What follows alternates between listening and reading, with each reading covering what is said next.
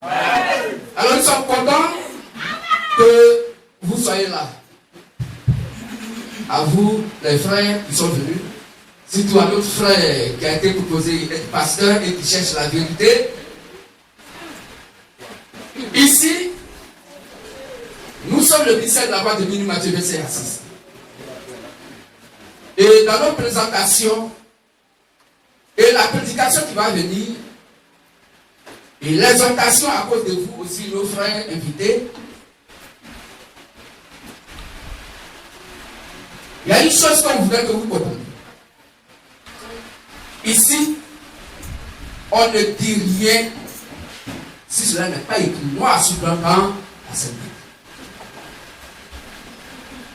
Peu importe l'homme de Dieu que quelqu'un peut être et qu'il prêche, mais si ce qu'il prêche, c'est tout à entendre, mais des paroles qui n'est pas bon à manger, on ne prend pas.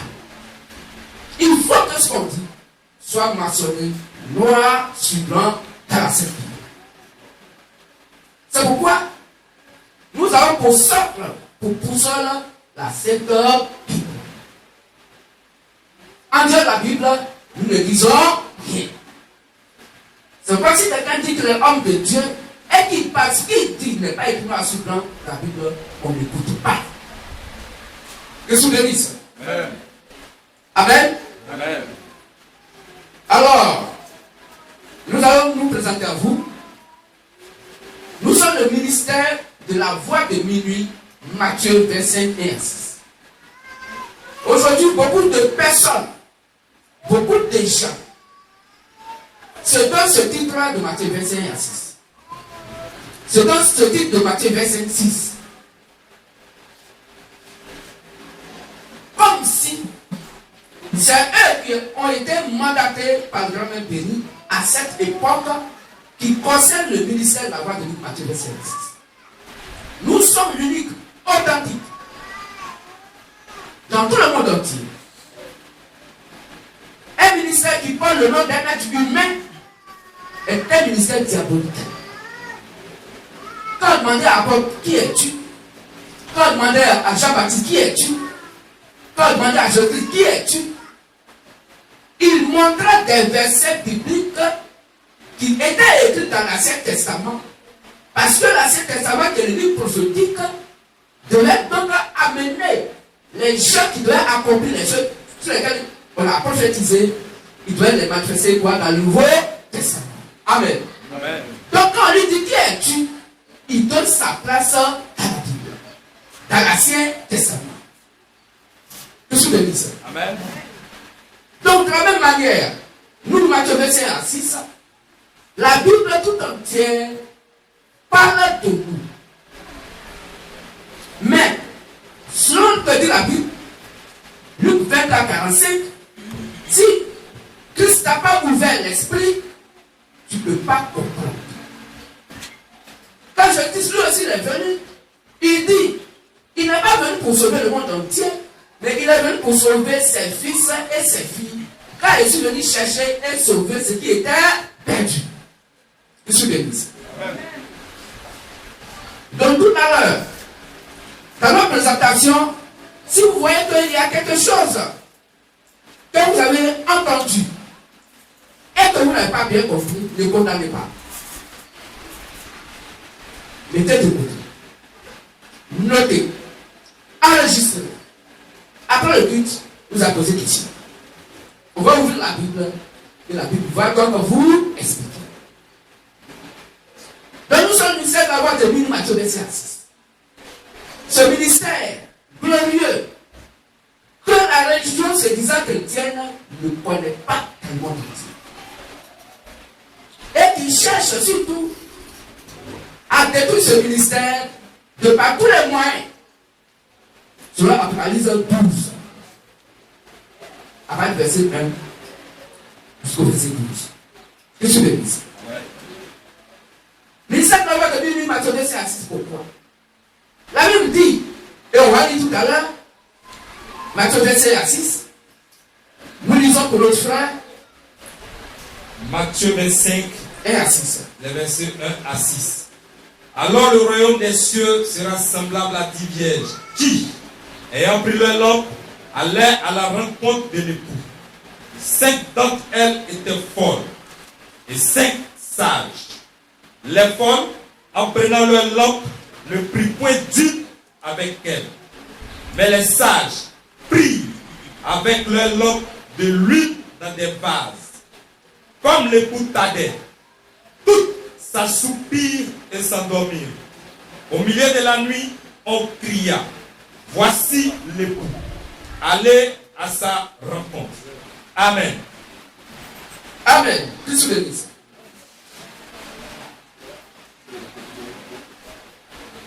Christ bénisse.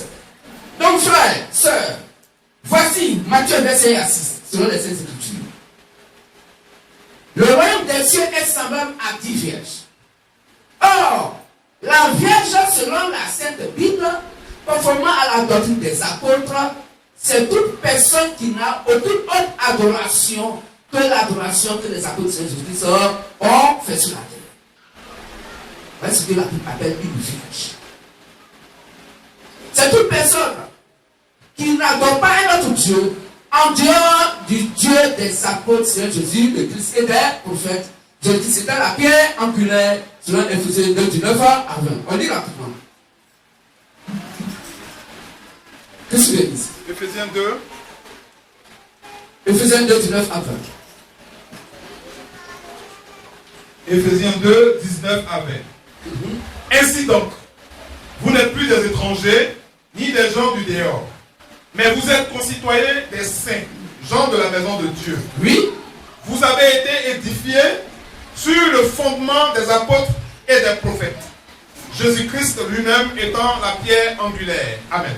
Donc voici, frères et sœurs, tout chrétien aujourd'hui, le fondement d'adoration dans lequel il va être posé, ça doit être uniquement dans l'adoration faite par les apôtres de Jésus-Christ, ses premiers disciples appelés les apôtres et des prophètes, Jésus étant la pierre angulaire. Prophètes, lesquels surtout les 7 prophètes de l'Église des nations. Tout ce béni ça. Selon Apocalypse 1, verset 11.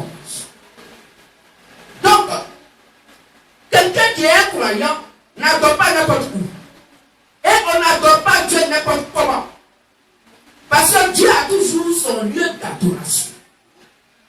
Dieu a toujours l'adoration qu'il donne, qui lui est agréable. C'est pourquoi il pourrait dire que toute personne qui va adorer sur Galates 26 à 9, il faut qu'il adore comme les apôtres de Jésus ont adoré. Quiconque a une autre adoration en dehors de leur adoration, cette personne est maudite. La terre. Galates 26 à 9. Galates 1, 6 à 9. Je m'étonne que vous vous détourniez si promptement de celui qui vous a appelé par la grâce de Christ pour passer à un autre évangile. Oui. Non pas qu'il y ait un autre évangile, mais il y a des gens qui vous troublent et qui veulent renverser l'évangile de Christ. Mais quand nous-mêmes, quand un ange du ciel annoncerait un autre évangile que celui que celui que nous vous avons prêché, qu'il soit anathème. Donc voici. Elle va dire toute personne qui n'adore pas comme les premières discussions de Jésus-Christ avec les apôtres. Je suis béni. Alors, ministère de la voix de Bible, Matthieu verset 6, ces 10 vierges étaient endormies parce que l'époux qui est Christ, Isaïe 54, verset 5, tardait à venir. Et comme leur lampe était allumée et que l'époux tardait à arriver, elles sont toutes assoupies et toutes endormies. La Bible n'a pas dit qu'il y avait une vierge qui était quelque part au moment où les autres dormaient, où elles étaient assoupies. Mais la Bible dit qu'elles étaient toutes assoupies, toutes endormies. Et ce premier message a été prêché par le prophète messager William Aaron Branham, au temps qu'il soit selon Zacharie 14, 7, selon Apocalypse 10, verset 7, et qu'aujourd'hui, nous, ministère de la voix de Bible, Matthieu, verset 1 à 6, à cette époque du milieu de la nuit, nous venons pour rétablir donc l'épouse. Oui, nous rétablissons l'épouse, et avant qu'elle ne soit rétablie, il a fallu que Branham vienne pour restituer quoi la vérité sur la terre. Tout ce que dit. est venu pour restituer la vérité sur la terre. Pourquoi? Parce que le monde entier était dans le faux. Le monde religieux était dans le faux. C'est pourquoi 14:7 dit, vers le soir, la lumière paraîtra. Et la lumière qui apparaît vers le soir s'appelle William Aaron Branham de l'évangile qu'il a prêché. Et c'est cet évangile qu'aujourd'hui, nous disons la voix de Matthieu 6 que nous prêchons. Pourquoi? Parce que l'évangile a été endormi dans le cœur de nos frères et sœurs de la lumière du soir. De ceux qui ont cru au message de Branham, alors Dieu a permis que ce message soit endormi dans leur cœur et que nous disons la voix de Matthieu 6 au milieu de la nuit, nous paraissons pour pouvoir donc réveiller ce grand message endormi dans leur cœur, de préparer donc l'épouse pour l'enlèvement. Amen. Amen. Donc voici notre rôle. Notre rôle, c'est de réveiller le message de Branham. Notre rôle, c'est de pouvoir donc, après avoir révélé ce message, nous puissions donc séparer donc les vierges folles des vierges sages, parce que les 10 vierges, il avait 5 sages et 5 folles. De ce bénisse. Branham ne pouvait pas diviser les sages et les folles. Ce n'était pas son rôle. De ce bénisse. Son rôle, c'est qu'au soir, il devait donc restituer la vérité sur la terre. Selon Jérémie, donc 1, verset 9 au verset 12. On peut lire ça? Jérémie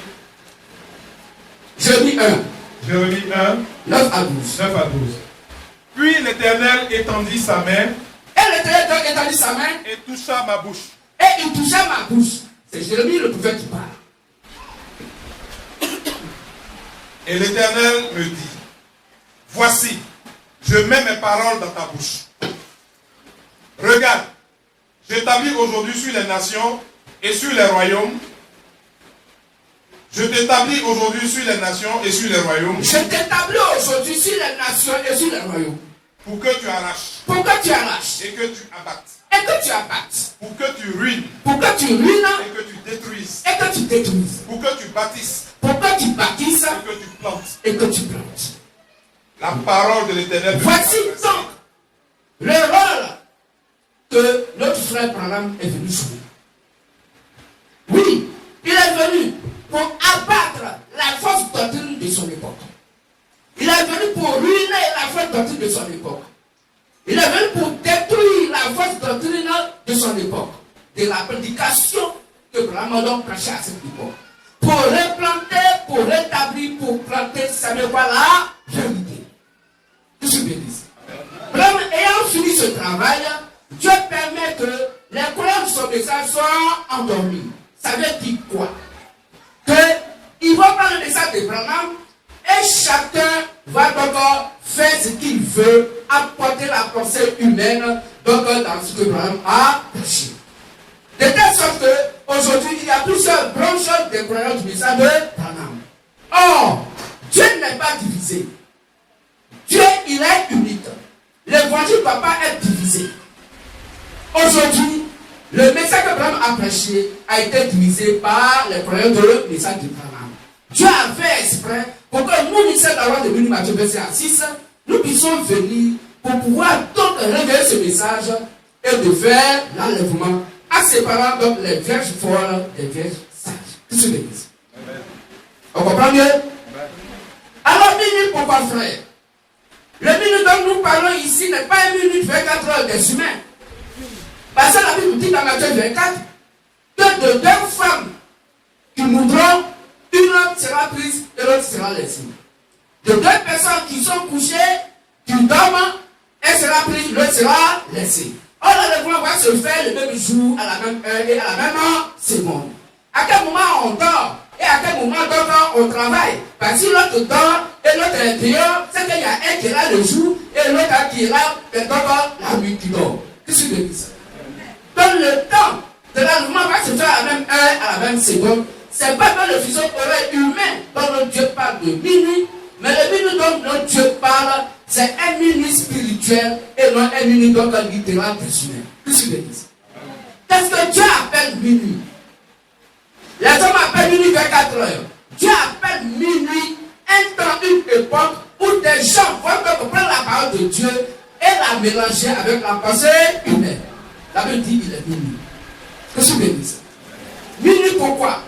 Parce que pour connaître minuit, il faut savoir ce que Dieu appelle la nuit. Or la nuit, c'est le ténèbre, c'est le mensonge. Somme 905 dit, ta parole est une lampe à mes pieds, une lumière sur mes sentiers. Donc la lampe qui est donc la parole de Dieu, cette parole est quoi? La lumière. Or Dieu c'est pas la lumière avec les ténèbres. Si la parole de Dieu est la lumière, et que cette parole donc est la vérité, Jean 17, qu'on va lire, cette vérité qui est la lumière, qui est la lampe, est la parole de Dieu. D'où donc la lumière qui est la parole de Dieu s'appelle la vérité. Que je bénisse. On peut lire ça, Jean 17, 17. Jean 17, verset 17. Sanctifie-les par ta vérité. Ta parole est la vérité. Amen. Donc c'est la parole de Dieu qui est la vérité. Somme 7, verset 5 dit qu'on va lire que ta parole est une lampe à mes pieds, une lumière sur mes sentiers. Donc la parole est la lumière. Que je bénisse ça. Si la parole est la lumière, et que cette lumière qui est la parole est donc la vérité, Dieu appelle la lumière la vérité. Que je bénisse ça. Ainsi, Zacharie 14 dit, il y a un jour venu connu de Dieu, où il fera ni jour ni nuit, mais vers le soir la lumière paraîtra. La lumière qui va apparaître, c'est que le soir, la vérité va apparaître. Pourquoi? Parce qu'en ce temps de Branham, le monde religieux était pas dans les ténèbres, dans le mensonge. Mais il faut que quelqu'un qui est le prophète de Dieu, à qui va la parole, quand la parole de Dieu va au prophète, quand la révélation de Dieu va au prophète, selon Amos 3, verset 7, car Dieu peut le faire sans avoir révélé ses secrets à ses serviteurs, les prophètes. Donc c'est Branham qui est la lumière du soir. De par l'évangile qui est la lumière qui prêche donc au soir. Tout ce que je dis ça. C'est cet évangile qui est la vérité. Et qui a été prêché par Branham. Et donc, que les frères et sœurs de la lumière du soir, donc ayant pris le message de Branham, ont donc retenu dans leur cœur, les lampes étaient allumées, mais puisque les poutardaient à venir, elles se sont toutes assoupies, elles se sont endormies. Tout ce que je dis ça. Mais au milieu de la nuit, on cria, voici l'époux, allez à sa rencontre. Au milieu de la nuit, on cria. Au milieu des ténèbres, le monde religieux étant donc dans le mensonge. Quand la Bible qui est la vérité dit, baptiser, enseigner, il va dire non, on va enseigner d'abord 5 ans de cours de catéchuménat, 3 mois de cours de base, cours de baptême. C'est-à-dire qu'ils vont faire le contraire de ce que la Bible dit. C'est ce que la Bible appelle au milieu de la nuit, au milieu donc des ténèbres. Quand Dieu appelle la nuit les ténèbres. Quand on lit Genèse 1, on va prendre 4 à 5. Dieu dit que la nuit s'appelle les ténèbres. Qu'est-ce que je dis? On va lire ça rapidement. Genèse 1, 4 à 5. Oui. Dieu vit que la lumière était bonne. La lumière était bonne. Et Dieu sépara la lumière d'avec les ténèbres. Dieu appela la lumière jour. Il appela la lumière jour. Et il appela les ténèbres nuit. Et il appela les ténèbres nuit. Au milieu de la nuit, veut dire au milieu des ténèbres. Or, les ténèbres, c'est quoi? C'est le mensonge, selon Jean 8, 44. Car Satan est menteur et le père du mensonge.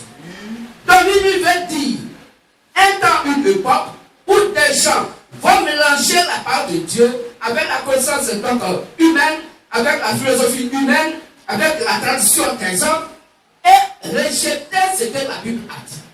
Soit ils vont rejeter la Bible, ils vont ajouter dans la pensée humaine, ou bien ils vont prendre la Bible et dire, même par leur propre interprétation, est-ce que tu sais dans quel contexte Dieu a dit ça?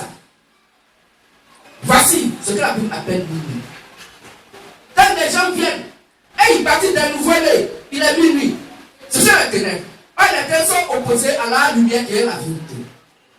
Les ténèbres sont appelés le mensonge selon Dieu. Donc, au milieu de la nuit, ce n'est pas minuit, 24 heures, ce n'est pas 0 heure, non.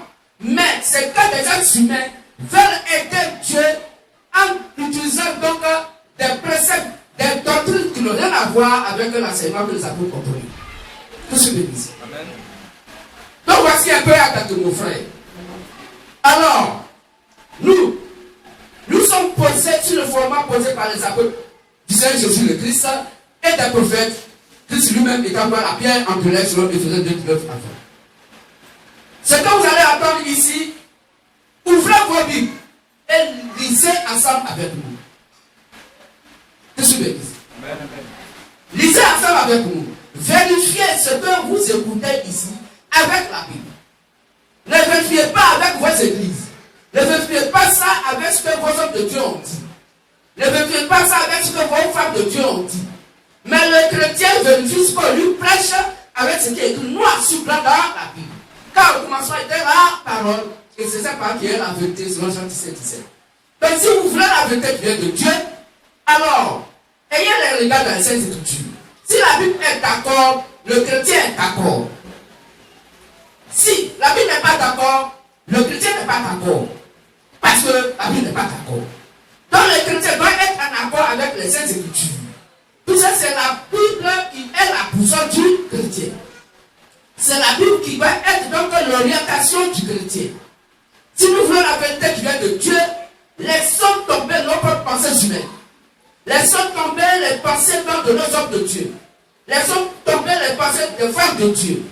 Laissons tomber l'attention de nos parents. Laissons tomber la philosophie. J'ai fréquenté, j'ai agrégation, j'ai tel diplôme, j'ai un gros diplôme. Puisque la Bible est écrite en français, alors je vais la lire en français et je vais la comprendre en français. Tu mens. Dieu a utilisé le langage français pour s'exprimer dans son propre langage. Parce que le langage de Dieu n'a rien à voir avec le langage des êtres humains sur Isaïe 57, à partir de 7 à 8.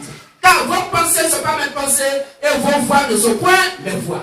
De la même manière que le ciel et la terre sont séparés, ainsi donc mes pensées sont séparées de vos pensées et mes voix sont séparées de vos voix. Le maître a dit que tout homme est menteur. Ici, là, tout le monde est des êtres humains. Donc nous tous qui sommes ici devant Dieu, nous sommes des menteurs. Il n'y a que Dieu seul qui dit la vérité. Donc si nous voulons la vérité, alors demandons Dieu pour qu'il nous explique. Or, sur le texte Matthieu 3,16, toute la Bible est inspirée de Dieu. La Bible n'est pas inspirée d'un pape, non.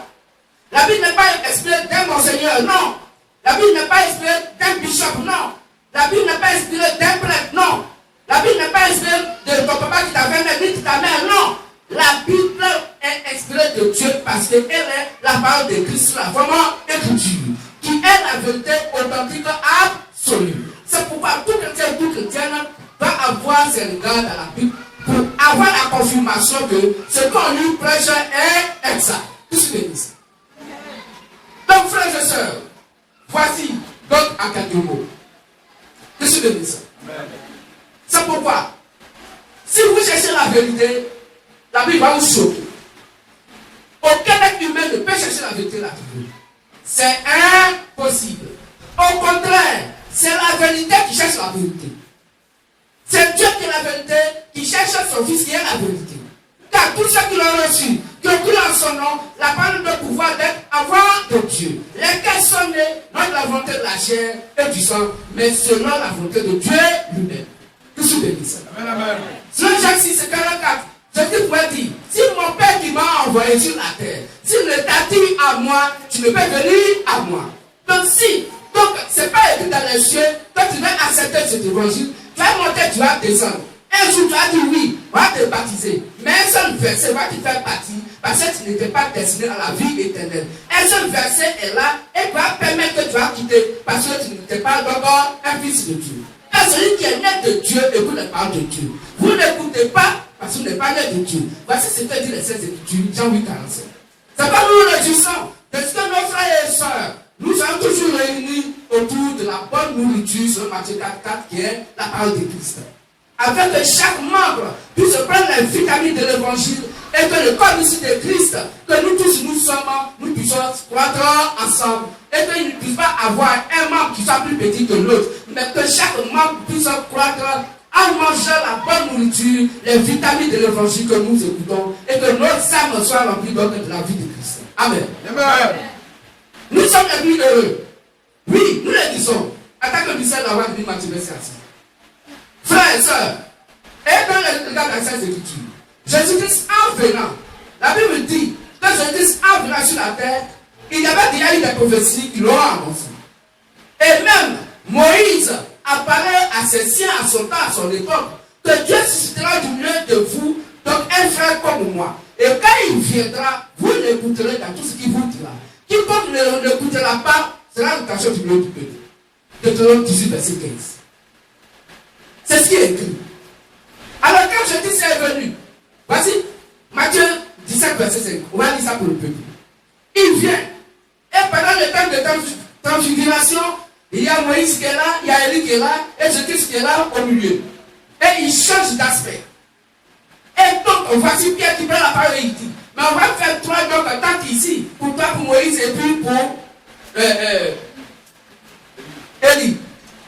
Alors, une voix va maintenant parler depuis le ciel. Et la voix dit, celui-ci est mon fils bien-aimé, à qui j'ai mis toute mon affection, écoutez-le. Est-ce qu'on comprend mieux? Donc on a écouté qui? Sur toute la terre, il y a une seule personne qu'on va écouter. Et cette personne qu'on va écouter s'appelle Seigneur Jésus-Christ.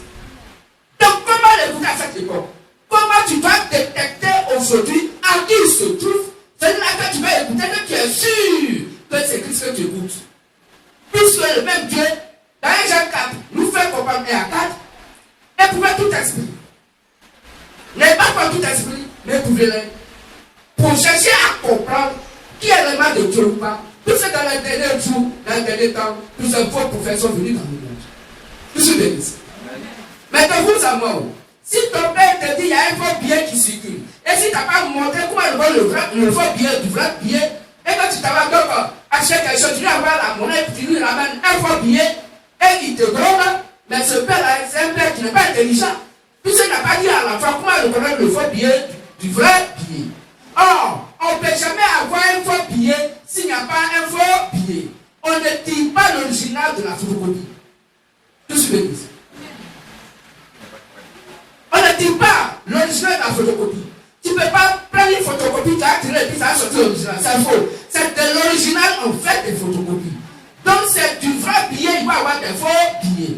Donc si Dieu ne nous dit pas quel est donc le vrai évangile et quel est le faux évangile, comment chacun d'entre nous doit savoir que l'adoration que nous faisons est vraie ou bien elle est fausse?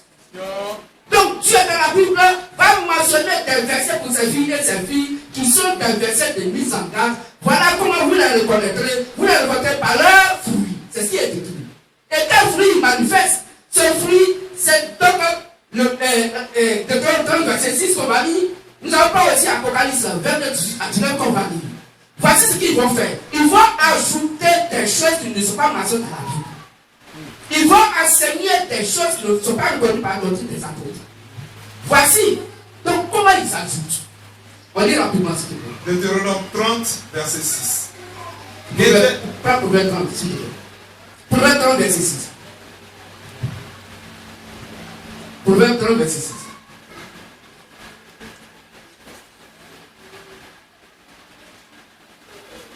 Proverbe 30, verset 6. Ok. N'ajoute rien à ces paroles. N'ajoutez rien à ces paroles. De peur qu'ils ne te reprennent. Oui. Et que tu sois trouvé menteur. Amen. De peur que Dieu ne te reprenne et que tu sois trouvé menteur. Donc on ne doit rien ajouter à part du tout. Je suis béni. Apocalypse, il y a deux versets. 22, 18 à 19. Apocalypse 22, 18 à 19. 18 à 19. Je déclare à quiconque entend les paroles de la prophétie de ce livre. Si quelqu'un y ajoute quelque chose, Si quelqu'un y ajoute quelque chose, Dieu le frappera des fléaux décrits dans ce livre. Dieu le frappera des fléaux décrits dans ce livre. Et si quelqu'un retranche quelque chose, Et si quelqu'un entend quelque chose, les paroles du livre de cette prophétie, donc, Dieu retranchera sa part de l'arbre de la vie et de la vie sainte décrit dans ce non livre. seulement tu es maudit sur la terre, mais tu ne vas pas au paradis. Vous voyez, pour cet ajout à quelque chose sur la part de Dieu, tu ne vas pas au paradis. Je suis béni. Donc l'adoration a été donnée par le Seigneur Jésus-Christ. C'est lui dont l'Ancien Testament apparaît. Toute la Bible parle du Seigneur Jésus-Christ. On lit ça. Jean 5, 39, Jean 5, 46. Toute la Bible parle du Seigneur Jésus-Christ. Tout ce que l'Ancien Testament a dit concerne le Seigneur Jésus-Christ. Jean 5, verset 39. Oui. Vous sondez les Écritures. Vous sondez les Écritures. Parce Vous que- lisez la Bible. Vous sondez la Bible. Vous sondez les Saintes Écritures. Parce que vous pensez avoir en elle la vie éternelle. Et vous dites qu'effectivement, il n'y a que la part de Dieu qui vous peut sauver. Ce sont elles qui rendent témoignage de moi. Je te dis que c'est toute la Bible biblique là, les Écritures qui rendent témoignage de lui. Verset 46. Verset 46. Car si vous croyez Moïse, vous me croirez aussi. Oh, c'est Moïse qui a écrit la plupart du temps tout l'Ancien Testament. Donc, si vous croyez Moïse, vous me croirez aussi. Parce qu'il a écrit de moi. Parce que Moïse a écrit de moi. Amen. Voilà comment toute la Bible là, c'est Jésus-Christ. Est-ce qu'on comprend? Donc, si Moïse prophétise sur Jésus-Christ, vous dites que ce sera parmi vous, un frère comme moi. Et quand il viendra, vous l'écoutez dans tout ce qu'il vous dira. Tout ce que l'Église. Et donc, dans le Nouveau Testament, le même verset est encore confirmé. Et les cieux, donc parle. Dieu parle donc dans les cieux. Ceci est mon fils bien-aimé à qui j'ai mis toute mon affection. Écoutez-le. Donc, on va écouter le Seigneur Jésus-Christ. Raison pour laquelle il dit, je suis le chemin, la vérité et la vie. Nous ne pouvons aller au Père de l'Église. Mais, qu'est-ce que nous remarquons? Quand il a ouvert la bouche pour prêcher, les gens disent, mais c'est pas son trop dur. Qui peut l'écouter? Ah, mais ouvrez-le au paradis. Mais la Bible dit, il faut l'écouter. Voici des gens qui disent, non, c'est pas son trop dur. Qui peut l'écouter? On lit ça, Jean 6, 60. Qui peut l'écouter? Jean 6, 60. Plusieurs de ses disciples, après l'avoir entendu, dire, cette parole est dure. Qui peut l'écouter? Vous comprenez? Ici, dans la Bible, papa de païen. La Bible dit, plusieurs de ses disciples. Continue, donc la suite. Jésus, sachant en lui-même que ses disciples murmuraient à ce sujet, leur dit, il a dit, cela vous scandalise-t-il? Et si vous voyez le Fils de l'homme monter où il était auparavant, c'est l'esprit qui vivifie. C'est l'esprit qui vivifie. La chair ne sert de rien. La chair ne sert de rien. Les paroles que je vous ai dites sont esprit et vie. Ok. Mais il en a parmi vous quelques-uns qui ne croient point. Car Jésus savait dès le commencement qui étaient ceux qui ne croyaient point et qui était celui qui le livrerait.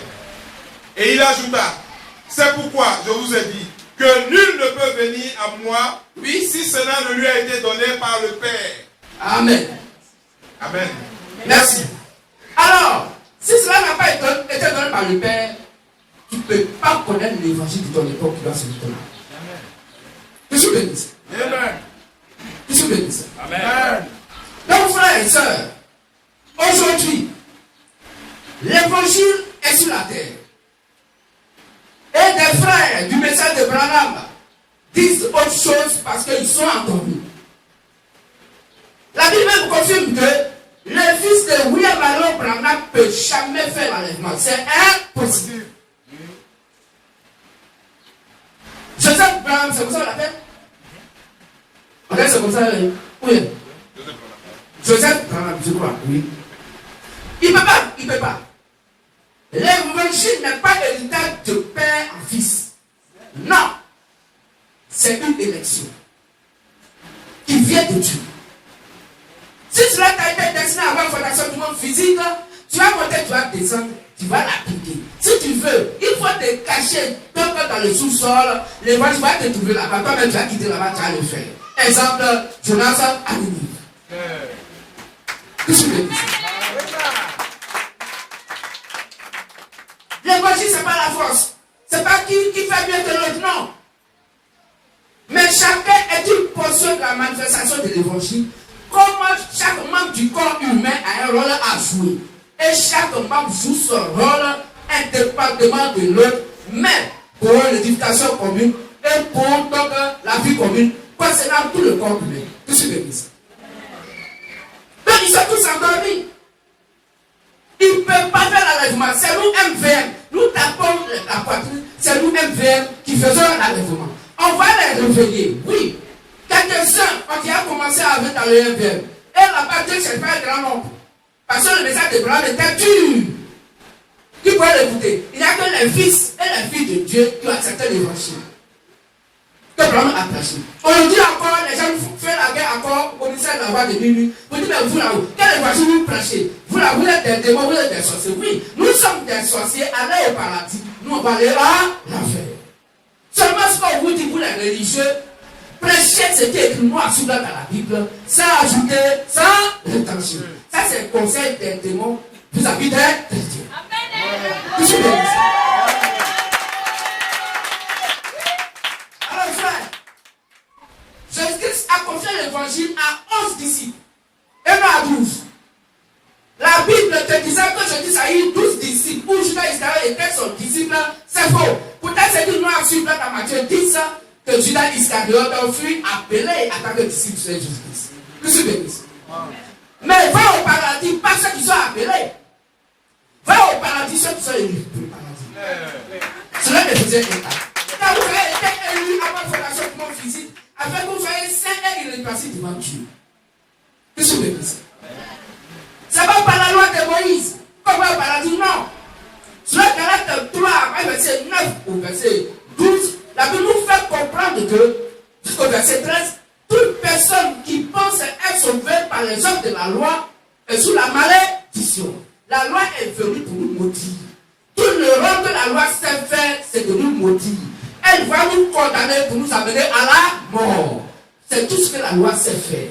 Alors, il faut que la loi arrive, qu'elle nous condamne et qu'elle nous amène donc devant la mort. Pour que celui qui va mourir puisse mourir. Quand Jésus pourrait dire, c'est moi je vous ai vendu gratuitement, je vais vous l'acheter gratuitement. C'est parce que celui qui nous a amené au péché, alors celui qui est coupable, c'est pourquoi il est mort à notre place. Parce qu'on était en lui et qu'il est mort. Donc, frère, merci ça, nous sommes morts ensemble avec lui. Étant ressuscités, nous sommes ressuscités ensemble avec lui. Et cela ne fait pas de l'effort de quitter ce soir. C'est pas il dit vous êtes sauvés par plus grâce au moyen de la foi. Je suis béni. Donc si quelqu'un vous fait croire que c'est quand vous allez donc exécuter la loi de Moïse que vous allez aller au paradis, la Bible dit que si quelqu'un doit être sauvé par la loi de Moïse, il faut qu'il accomplisse les 610 lois. Il ne faut pas qu'une seule loi t'échappe. Car si une seule loi t'a échappé, tu es coupable de toute loi. Or, la religion enseigne la loi de Moïse. Tu ne toucheras pas. Il ne faut pas voler. Il ne faut pas manger. Il ne faut pas. Comme si au paradis c'était faut pas. Au paradis c'est il faut.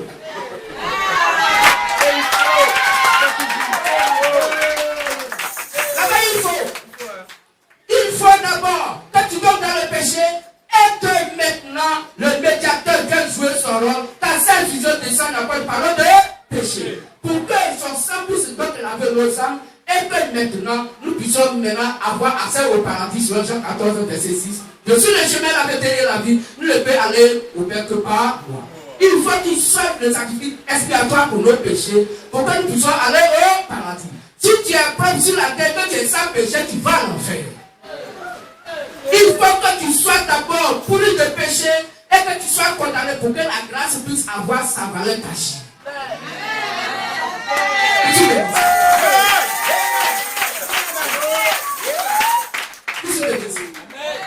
Maintenant que la grâce est venue et que la grâce a joué son rôle, après que le péché qui nous condamne selon 23, car tous son péché sont privés de la gloire de Dieu, Jésus est venu pour enlever donc cette barrière qui existait entre nous et donc le Père. De telle sorte qu'il est allé avec nous dans le lieu très saint, dans le tabernacle qui n'a pas été construit des mains humaines. Il est parti donc dans ce sanctuaire qui n'a pas fait de mains humaines pour nous présenter donc à ce véritable Dieu. Je suis béni. Je suis béni. Donc toute personne aujourd'hui qui ne reconnaît pas l'évangile que ça peut prêcher, la Bible dit tu es maudit, tu es maudite. C'est Galates 26 à 9. Nous, MVM, nous ne cherchons pas à faire plaisir à Dieu, non. Tu as passé où pour faire plaisir à Dieu? Tu as passé où pour faire la volonté de Dieu? Mais c'est Dieu lui-même qui vient te faire plaisir en nous. C'est Dieu lui-même qui vient pour s'adorer en nous. Parce que les chrétiens ne vont pas à l'église. Puisque lui-même il est l'église, c'est Jésus-Christ. C'est en lui que Dieu vient s'adorer. Je suis béni. C'est mes frères et sœurs. Vous qui partez à l'église, vous n'irez pas au paradis. Si ton homme de Dieu t'amène à l'église, dis-moi, tu ne vas pas à l'église, allez à l'église. Si ce langage aide à ton âme et la nourriture de ton âme, le jour où tu meurs, tu vas à l'enfer. Mais ce matin, acte 2, 36, 38 est manifesté pour toi. Pour que tu puisses avoir le cœur vivement touché. Et que tu puisses dire, mais homme frère, que ferons-nous? Oui, il faut que le temps de la Pentecôte se manifeste pour toi aujourd'hui. jour de la Pentecôte se matin pour toi aujourd'hui. Comme ça a été au temps des autres. Et chaque jour, Dieu ajoutait à l'église ceux qui étaient sauvés. Il faut que tu aies le cœur vraiment touché et que tu puisses comprendre que ce qu'on me prêche, ça c'est la voix de mon Père. C'est que les gens disent ça. Mes brebis attendent ma voix, connaissent ma voix et me suivent. Mes brebis ne suivent donc pas un étranger, mais mes brebis me suivent et ne peuvent jamais aller après un étranger. Amen. Donc Dieu est conscient, frères et sœurs, peu importe la vie que tu as, c'est la parole de Dieu qui va venir vers toi, qui va te laver, qui va te cirer, qui va t'appuyer donc par la parole de Dieu, te laver par la parole de Dieu, et que maintenant tu puisses vivre la sanctification de l'évangile. Personne de lui-même ne peut le faire. Aujourd'hui, tu peux le faire pour faire plaisir à quelqu'un. Mais demain là, quand la personne n'est pas là, tu vas multiplier ça par 10. Mais si c'est Dieu qui le produit en toi, tu vas monter, tu vas descendre. Pour pouvoir dire, je vois ces choses maintenant aujourd'hui comme tu l'as. Je suis béni. Mais il faut la parole de Dieu en nous pour que cela puisse s'accomplir. Mangeons l'évangile. Payons les brochures, lisons-les. Ceux qui ne peuvent pas aller sur le site, lisez les brochures. Mangeons l'évangile que notre Dieu donne par le quartier général. C'est en ce sens-là que Dieu en nous sera plein. Quand il sera rempli en nous, alors de loin quelqu'un verra qu'il y a de l'eau dans la marmite ou bien dans le sol qui est là-bas. Parce qu'il voit le reflet du soleil à la surface de l'eau. Parce qu'il est évident que ce sol est rempli. Que tu bénisses. On va être rempli du Saint-Esprit. On va être rempli de la parole de Dieu. Laissons tomber toute pensée humaine. Mais attaquez MVM, avançons avec l'autre Dieu. Que tu bénisses.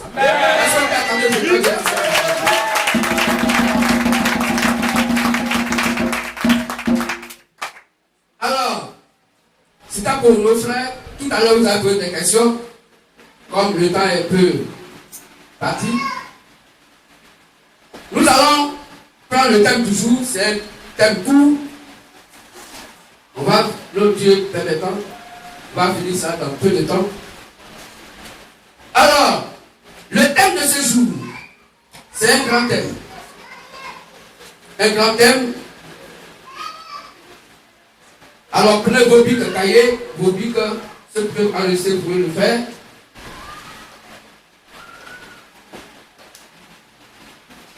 Le thème du jour, c'est l'homme Adam. Un blanc. L'homme Adam. Un blanc. On dit, est-ce que l'homme Adam était un blanc? Que je bénisse. Que je bénisse. Amen. Frères et sœurs, la Bible est le seul livre qui, depuis que c'est écrit, qui n'a jamais été mis à jour. Est-ce que vous avez remarqué ça? Parce que il n'y a plus rien à ajouter, il n'y a plus rien à rajouter. Que je bénisse. Le thème de ce jour, c'est un grand thème que le Dieu nous donne. On va à l'école. Quand tu vas de CP1, CP2, c'est pas le livre de CP1, c'est pas ça que tu vas dire au CP2. Ils vont mettre à jour. Ils vont prendre un peu de ticket au CP1 et puis ils vont augmenter. Au fur et à mesure. Est-ce qu'on comprend mieux? Mais la Bible n'a jamais été ici. Personne n'a pu mettre la Bible à jour. Et c'est possible. Le livre d'histoire, à chaque fois, on met à jour. Même pour la même classe, l'année prochaine, il faut mettre à jour. Or, là où on ajoute, faites beaucoup attention. Là où on retranche, faites beaucoup attention. Ce que dit pour le 30, verset 6. Ce que dit Deutéronome 4, verset 2. Ce que dit Apocalypse 22, 18 à 19. Que je bénisse. C'est du fait que, même le livre de lecture, on met à jour. Géographie, on met à jour. Histoire, on met à jour. Et au lieu de mettre histoire de demain à jour, on dit voilà demain, ça dit histoire prophétique quoi. Ça dit c'est pas quoi arriver, mais voilà ce qui va arriver. Là au moins on sait que si on avait fait ça, on va voir si ça finalise. Mais quelque chose qui est passé, on dit la femme, elle a accouché 2 enfants. C'est ce qu'on a dit l'année passée. Cette année, on dit non, c'est plus 2 enfants, elle a fait, mais elle en avait fait 3. Histoire, on est à jour. On peut tout mettre à jour, sauf l'histoire. Est-ce qu'on comprend un peu? Est-ce qu'on comprend? Alors, frères et sœurs, l'homme Adam, est-il un blanc? L'homme Adam, était-il donc blanc? L'homme Adam est blanc, voici le thème. Parce qu'aujourd'hui, c'est comme nous le marquons tous. Et c'est évident, même des gens à la peau noire, des hommes à la peau noire, des femmes à la peau noire, veulent forcément blanchir leur corps. Avec des produits, comme si la peau blanche était la meilleure peau. Tout ce que je dis. Et on nous fait croire que la bataille c'était un blanc. Et dans les films, quand on nous montre les aïeux, les Noé dans les films, vous avez une famille Noé noire, non.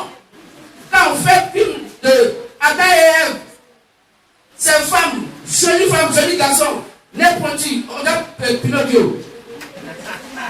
Il a fait un côté. Il n'a pas de peau noire, hein?